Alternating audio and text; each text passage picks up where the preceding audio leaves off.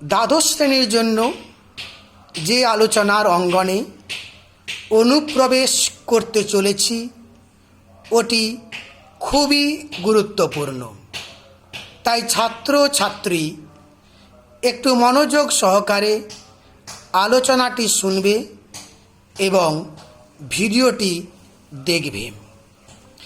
আজকের আলোচ্য বিষয় প্রখ্যাত কথাশিল্পী মানিক বন্দ্যোপাধ্যায় বিরচিত কে বাঁচায় কে বাঁচে এই ছোট গল্পের প্রশ্নোত্তর। এই প্রশ্নোত্তর প্রসঙ্গে আমি কয়েকটি কথা তোমাদের স্মরণ করিয়ে দিতে চাই। প্রথমত, অনেকের ভ্রান্ত ধারণা রয়েছে দুরূহ শব্দে ঠেসে উদ্ধৃতিতে পরিপূর্ণ করে উত্তর দিলেই পর্যাপ্ত নম্বর পাওয়া যায়। আসলে উত্তর হবে সহজ সরল প্রাঞ্জল ভাষায় এবং উত্তর হবে এক কথায় টু দ্য পয়েন্ট। দ্বিতীয়ত, অনেকে মনে করে প্রশ্ন উত্তর লেখার সময়ে কেবলমাত্র কাহিনী লিখলেই নম্বর পাওয়া যায়। মূলত উত্তর হবে ব্যাখ্যাধর্মী বিশ্লেষণধর্মী। তৃতীয়ত,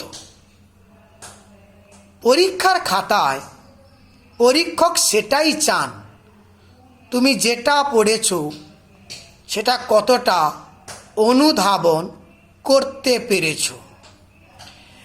এবার আমরা আজকে যে আলোচনাগুলো করব সেখানে মূলত আমি শেখানোর প্রচেষ্টা নিয়েছি উত্তর কেমন করে রচনা করতে হয়। এই পদ্ধতিগুলো তোমরা আত্মীকরণ করতে পারলে পরীক্ষায় যে প্রশ্ন আসুক না কেন অনায়াসে তার জবাব দিতে পারবে। আমি যে প্রশ্নগুলো নির্বাচন করেছি এগুলো মূলত উচ্চ মাধ্যমিক পরীক্ষায় দেখা যায়। দেখো, প্রথম প্রশ্ন, এভাবে দেশের লোককে বাঁচানো যায় না। কে কিভাবে দেশের লোককে বাঁচানোর প্রচেষ্টা করেছিল? এইভাবে দেশকে বাঁচানো যাবে না কেন? প্রথমেই কাজ হবে প্রশ্নটাকে বুঝে নেওয়া। যদি প্রশ্নটা বুঝতে না পারো তাহলে উত্তর করতে পারবে না।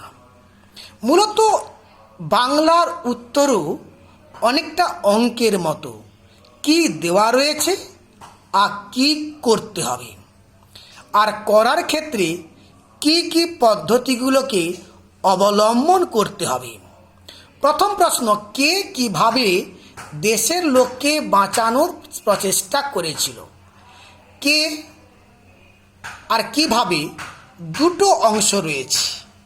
এখানে এই 5 নম্বরের উত্তর করতে গেলে প্রথমে একটু তোমাদের উৎস মুখে যেতেই হবে। বেশিরভাগ ছাত্রছাত্রীদের প্রায় দেখা যায় প্রতিটি কবি হোক, কথাশিল্পী হোক, প্রাবন্ধিক হোক, তার আগেই কবি এই বিশেষণ পদটি বসিয়ে দাও। আগে দেখবে এটি কোত্থেকে নেওয়া হয়েছে, গল্প না কবিতা, উপন্যাস না নাটক। যেখান থেকে নেওয়া হয়েছে সেই বিশেষণ পদটা আগে বসিয়ে দেবে। যেহেতু কে বাঁচায় কে বাঁচে একটি ছোট গল্প, অতএব মানিক বন্দ্যোপাধ্যায় সম্পর্কে ছোট গল্প এই বিশেষণ পদটা তুমি ব্যবহার করতে পারো। কিংবা লিখতে পারো বাস্তববাদী লেখক, লিখতে পারো কল্লোলীয় কুলবর্ধন। তোমার যেটা পছন্দ, এটা সহজে মনে থাকবে, তুমি সেই বিশেষণটি ব্যবহার করবে। বিশেষণ ব্যবহারের উপর পরীক্ষার নম্বর নির্ভর করে না, নির্ভর করে রচনা রীতির। এইবারে কে বাঁচায় কে বাঁচে এটা সম্পর্কে একটু বলে নিতে হবে। এটি কি একটি ছোট গল্প। তাহলে কি লিখব না, কল্লোলীয় কুলবর্ধন মানিক বন্দ্যোপাধ্যায় রচিত কে বাঁচায় কে বাঁচে ছোট গল্পে। উত্তর আছে কে প্রশ্ন। উত্তর তোমরা জানো, মৃত্যুঞ্জয়। কেবল মৃত্যুঞ্জয় না লিখে তার আগে একটি বিশেষণ পদও তার সম্পর্কে ব্যবহার করবে। এবার ব্যবহার করবে একেবারে যে লাইনটি দেওয়া রয়েছে তার উপযোগী করে। আমরা বলতে পারি গল্পের মুখ্য চরিত্র, কেন্দ্রীয় চরিত্র। তাহলে কি বলবো, কে হলো কি না, কল্লোলীয় কুলবর্ধন মানিক বন্দ্যোপাধ্যায় রচিত কে বাঁচায় কে বাঁচে ছোট গল্পে কেন্দ্রীয় চরিত্র মৃত্যুঞ্জয়। কে হয়ে গেল। এবারে কিভাবে একটু উল্লেখ করবে মৃত্যুঞ্জয়। আমরা বলবো মৃত্যুঞ্জয় দুর্ভিক্ষের কবলে থাকা না খেতে পাওয়া মানুষদের বাঁচাতে চেয়েছেন। জানো, একেবারে দুর্ভিক্ষের প্রেক্ষাপটে এই গল্পটি লেখা হয়েছিল। এই বাঁচানোর জন্যে তিনি যে যে উপায়গুলো অবলম্বন করতে চেয়েছিলেন তাকে তোমরা এমনি একটি অনুচ্ছেদে লিখতে পারো, কিংবা আমার মতো কিছু পয়েন্ট করেও লিখতে পারো। তবে উত্তরটি ভালো হবে তাকে যদি পয়েন্ট করে লেখা যায়। কি কি পয়েন্ট নেব? প্রথমত নিয়েছি, নিজের মাস মাইনেতে সংসার চলে না, তবুও মাস মাইনে সব টাকা কোনো রিলিফ ফান্ডে পাঠাতে চেয়েছিল। তোমরা প্রত্যেকেই জানো, গল্পে পড়েছ যে মৃত্যুঞ্জয়ের পরিবারে 9 জন সদস্য। সে যে বেতনটুকু পায় এতে তার সংসার চলে না, তাকে ধার করতে হয়। তা সত্ত্বেও সে সমস্ত মাস মাইনের টাকা নিখিলের মাধ্যমে এক রিলিফ ফান্ডে পাঠাতে চেয়েছিল।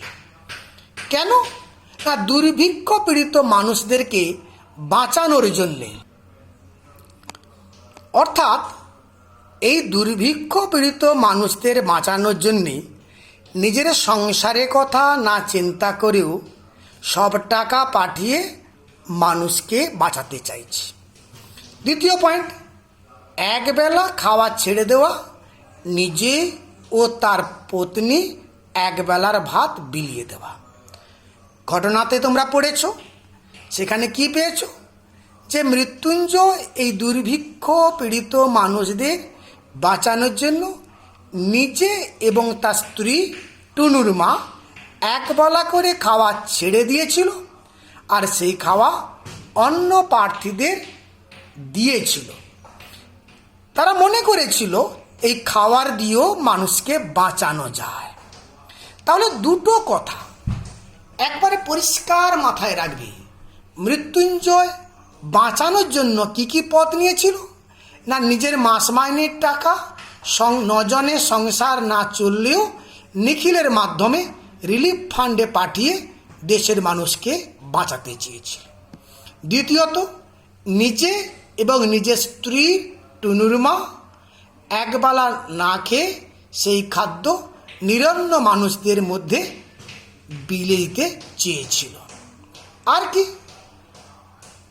যে অন্য প্রার্থীদের সঙ্গে আলাপ করে তাদের দুরবস্থার কথা জানতে চেয়েছিল। তাহলে এই জানার উপায় থেকে চেয়েছিল কিভাবে সে নিরন্ন মানুষের মুখে খাবার তুলে দেবে। তাহলে প্রথম অংশ উত্তরা সাজিয়ে ফেলি।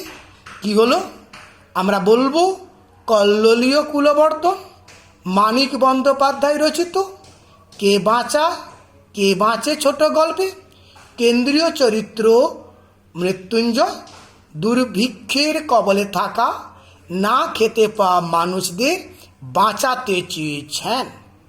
এই বাঁচানোর জন্য তিনি নিচের পদগুলি অবলম্বন করেছেন। নিজের মাস মাইনের টাকাতে সংসার না চললেও মাস মাইনে সব টাকা নিখিলের মাধ্যমে রিলিফ ফান্ডে পাঠাতে চেয়েছিল। নিজে এবং নিজের পত্নী একবেলা করে খাওয়া ছেড়ে দিয়ে সেই খাওয়া বিলিয়ে দিতে চেয়েছিল।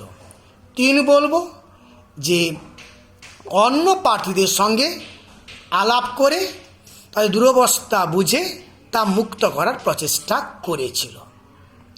চলে আসো দ্বিতীয় অংশে, এভাবে দেশকে বাঁচানো যাবে না কেন। একটু দেখো, এই কথাটা কিন্তু নিখিল ভেবেছে। অতএব নিখিলের দৃষ্টিভঙ্গিতে এই যে ভাবনাগুলো অবশ্যই নেতিবাচক, তাই বাঁচানো যাবে না। তাহলে আমরা দেখে নেব মৃত্যুঞ্জয় এমন কেন ভেবেছিল, একটু ব্যাখ্যা করবে। যে মানিক বন্দ্যোপাধ্যায় অনাহারে মৃত্যুর ভয়াবহ চেহারা মৃত্যুঞ্জয়ের চোখে তুলে ধরেছিলেন, দেখতে পেয়েছো তোমরা। আর মৃত্যুঞ্জয়ের চোখে এই দৃশ্য কেমন, অনেকটা দুর্বল চিত্তের ভাবজগতের গোড়া। যার জন্য দেখো সে এই ভাবনাগুলোকে নিয়ে মানুষকে বাঁচাতে চেয়েছে। কিন্তু লেখক এই মৃত্যুঞ্জয়ের পাশাপাশি বিপরীত গুণ দিয়ে তৈরি করেছেন নিখিলকে। নিখিল একেবারে বাস্তবের মাটি দিয়ে গড়া চরিত্র। কঠিন বাস্তবকে সে অনুভব করেছে, বিশ্লেষণ করেছে, আর তাই সে সেই চোখ দিয়ে মৃত্যুঞ্জয়ের ভাবনাগুলো যে কার্যকরী নয়, এগুলোকে দিয়ে যে দেশের মানুষকে বাঁচানো যাবে না, তা সে ব্যক্ত করেছে। অতএব তোমরা করবে কি, মৃত্যুঞ্জয়ের দৃষ্টিভঙ্গি বিচার করলে নিখিলের দৃষ্টিভঙ্গি দিয়ে বাঁচানো যাবে না কেন, ওটা বিশ্লেষণ করবে। দেখো বিশ্লেষণ করছি আমি। এখানে দেখো, দেশের মানুষকে বাঁচানোর জন্য প্রাপ্ত অন্ন, মানে যে খাদ্যটা পাওয়া যায়, ওই খাদ্য সীমাবদ্ধ। ওই খাদ্য কেউ খাবে আর কেউ পাবে না। যে পাবে না সে মরবে, যে পাবে বাঁচবে। তাহলে মৃত্যুঞ্জয় যে প্রচেষ্টা করছে যে নিজের মাস মাইনের বেতন দিয়ে বা খাওয়ার দিয়ে, তাহলে কেউ তো পাবে আর কেউ পাবে না, কেউ মরবে আর কেউ বাঁচবে না। মূলত ব্যাপারটা কি, যে চোখের সামনে যারা মরছে তাদের কয়েকজনকে বাঁচানো করার চেষ্টা করছে মাত্র মৃত্যুঞ্জয়। তাহলে কয়েকজন বাঁচানো মানে তো দেশের মানুষকে বাঁচানো নয়। আমরা কি বলবো, যে অন্ন পাওয়া যাচ্ছে সে অন্ন কারো না কারো পেটে যাবে, শুধু একজনের বদলে আর একজনকে খাওয়ানো ছাড়া আর কিচ্ছু নয়। এতে শুধু আড়ালে যারা মরছে তাদের মরতে দিয়ে চোখের সামনে যারা মরছে তাদের কয়েকজনকে বাঁচানোর চেষ্টা করা সান্ত্বনা মাত্র। তাহলে এই পন্থা দিয়ে কয়েকজনকে বাঁচানো যাবে, দেশকে বা দেশের মানুষকে বাঁচানো যাবে না। দ্বিতীয় পথটা কী ছিল মৃত্যুঞ্জয়, সে ভেবেছিল নিজে না খেয়ে অপরকে খাইয়ে বাঁচাবে। নিজেকে না খাওয়ানো মানে নিজেকে মেরে ফেলা। নিজে মৃত্যুবরণ করেও অপরকে বাঁচাতে চেয়েছিল। কিন্তু এই ভাবনাটাও নিখিলের চোখে অবশ্যই সুখের নয়। নিখিল কি মনে করেছে, যে 10 জনকে খুন করাচ্ছে নিজেকে না খাইয়ে মারাটা বড় পাপ। এটা তিনি সমাজ ধর্মের দিক থেকে বলছেন। তাহলে নিজেকে মারাটা তো সঠিক নয়। তাহলে নিজেটা মারছে মানেই পাপ করছে, আর এভাবে কিন্তু দেশকে বাঁচানো যাচ্ছে না। আবার দেখো, এই নিখিলের ভাবনায় যে ভিক্ষা দেওয়ার মতো অস্বাভাবিক পাপ আর কিচ্ছু হয় না। এখানে যেটা নিখিল মৃত্যুঞ্জয় চেষ্টা করছে, একার্থে সাহায্য করা বলো, ভিক্ষা করা বলো, তাহলে এভাবে দিয়ে দেশের মানুষকে বাঁচানো যাবে না। তাহলে এই অংশ তো আমরা কী বলবো, একবারে বলছি মন দিয়ে শোনো। মানিক বন্দ্যোপাধ্যায় মৃত্যুর ভয়াবহ চেহারা মৃত্যুঞ্জয়ের চোখে তুলে ধরেছেন। মৃত্যুঞ্জয়ের চোখে এই দৃশ্য অনেকটা দুর্বল চিত্তের ভাব জগৎ দিয়ে গড়া। পাশাপাশি একেবারে বাস্তবের চোখ দিয়ে অনাহারের মৃত্যুকে বিশ্লেষণ করেছেন মৃত্যুঞ্জয়ের বন্ধু নিখিল। তাই তিনি অনুভব করেছেন মৃত্যুঞ্জয়ের পথে কোনোভাবে দেশের মানুষকে বাঁচানো যাবে না, কারণ যে অন্ন পাওয়া যাচ্ছে সে অন্ন কারোর না কারোর পেটে যাবেই, শুধু একজনের বদলে আর একজনকে খাওয়ানো ছাড়া আর কিচ্ছু নয়। এতে শুধু আড়ালে যারা মরছে তাদের মরতে দিয়ে চোখের সামনে যারা মরছে তাদের কয়েকজনকে বাঁচানোর চেষ্টা করা সান্ত্বনা মাত্র। তাই নিজে না খেয়ে কিংবা খাবার বিলিয়ে দিয়ে কখনো দেশের মানুষকে বাঁচানো যায় না। আশা করছি প্রথম উত্তরটা তোমরা বুঝতে পেরেছ। দ্বিতীয় প্রশ্নে এসো। মৃত্যুঞ্জয়ের সুস্থ শরীরটা অসুস্থ হয়ে গেল। অসুস্থ হওয়ার কারণ কি? শেষ পর্যন্ত মৃত্যুঞ্জয় অবস্থা কি হয়েছিল? তাহলে শরীর ছিল সুস্থ, অসুস্থ কেন হলো এই কারণ আমাদের বলতে হবে। আগের মতো এখানেও উৎস বলবে, আর উৎস বলে কি বলবে একটু বলছি, শুনো মন দিয়ে। তাহলে কল্লোলীয় কুলবর্তন মানিক বন্দ্যোপাধ্যায় রচিত কে বাঁচায় কে বাঁচে ছোট গল্পে কেন্দ্রীয় চরিত্র মৃত্যুঞ্জয়। এই যে লাইনটা, এই লাইনটা অনুযায়ী শব্দ নিয়ে আসতে হবে। কি বলবো? একজন দুর্বলচিত্ত ভাবপ্রবণ ব্যক্তি।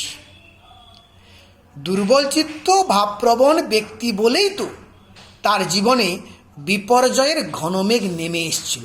কেবল তার জীবনে নয়, তার পরিবারের জীবনেও একই রকমভাবে বিপর্যয় ডেকে এনেছিল।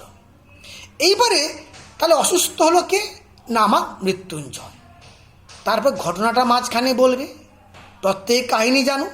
কি বলবে?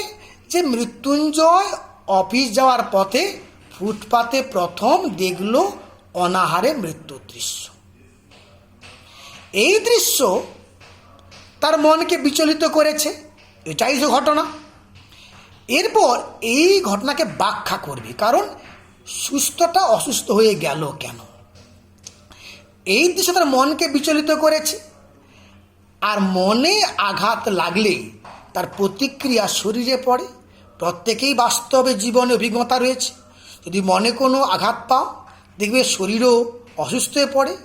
এখানে মৃত্যুঞ্জয়ের একদিকে মানসিক কষ্টবোধ আর একদিকে শারীরিক কষ্টবোধ মিলে গেছে।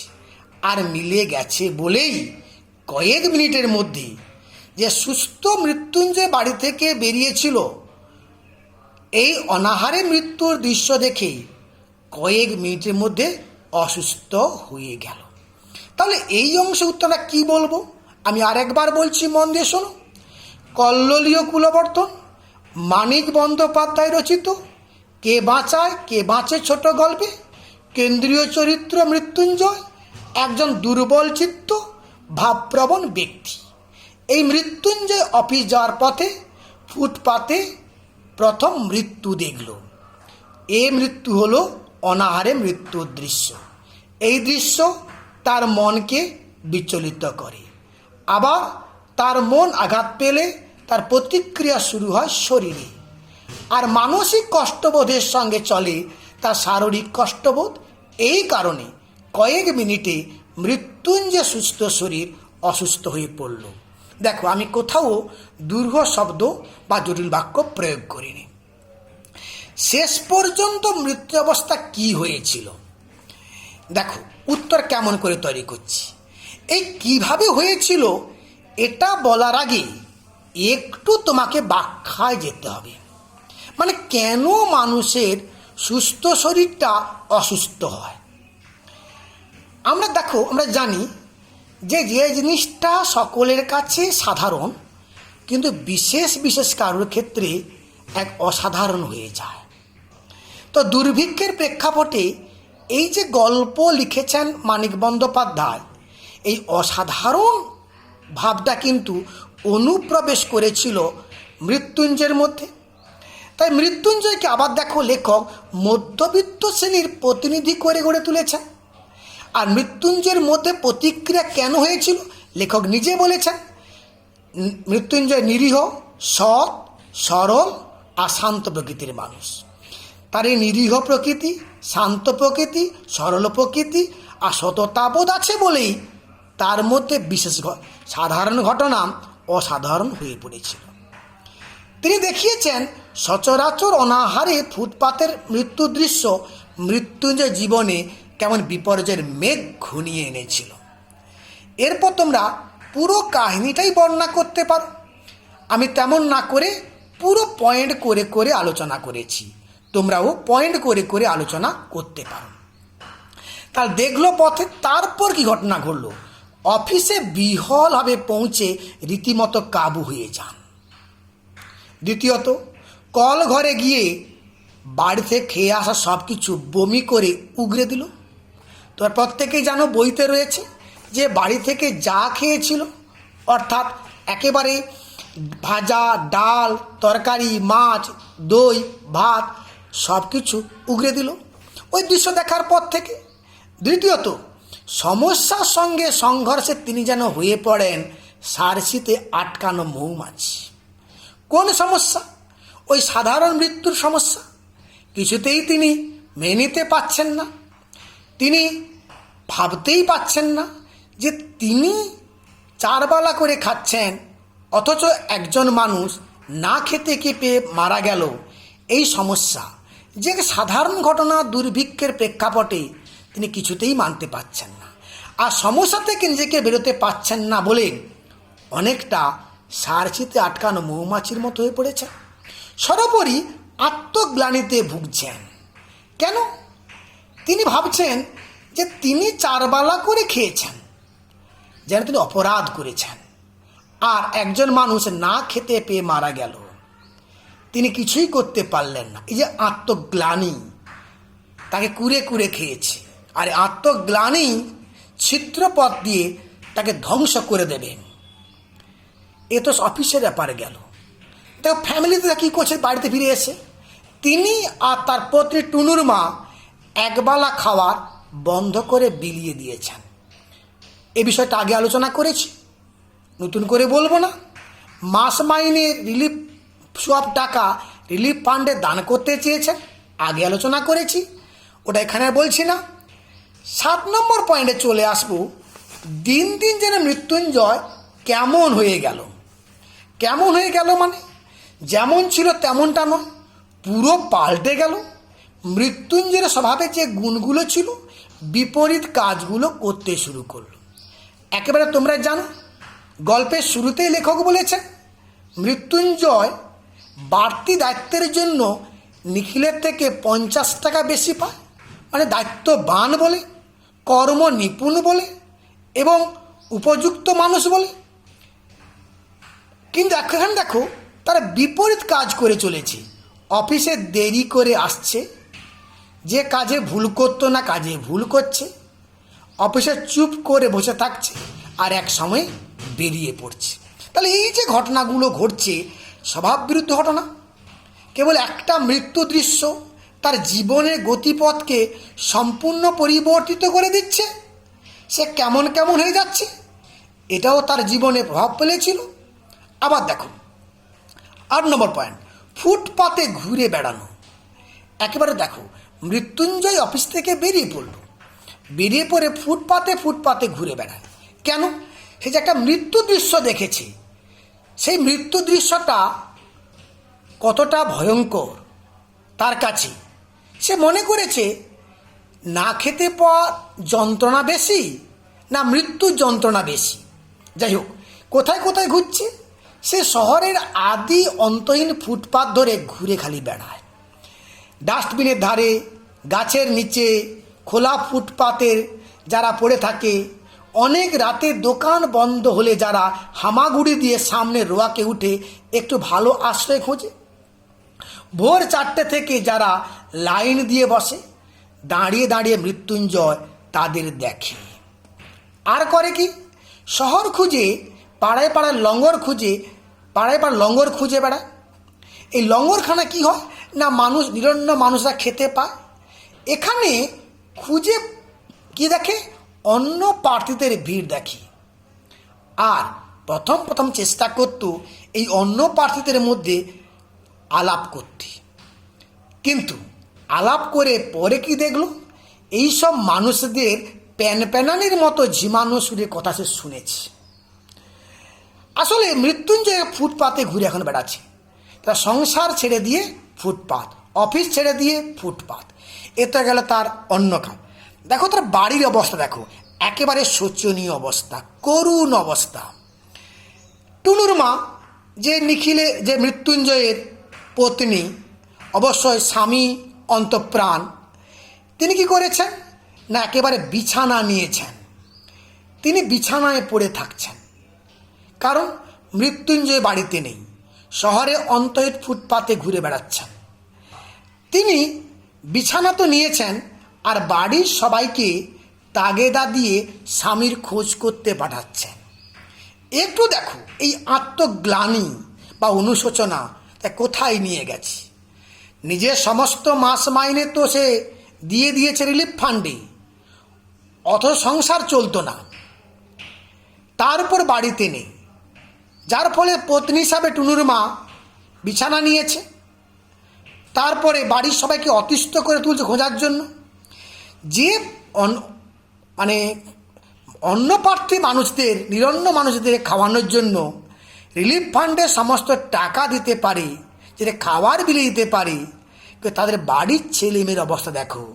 ছেলেমেয়েরা অনাদরে, অবহেলায়, ক্ষুধার জ্বালায় চেঁচিয়ে কাঁদে, অথচ এদের পেটে খাদ্য দিতে পারছে না।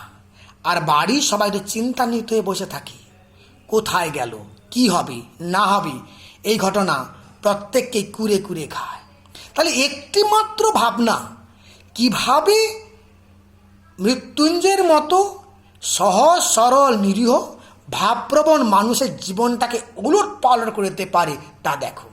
কেবল তার অফিস জীবন ধ্বংস হয়ে যায়নি, সংসার জীবন হোঁচনে উঠছে।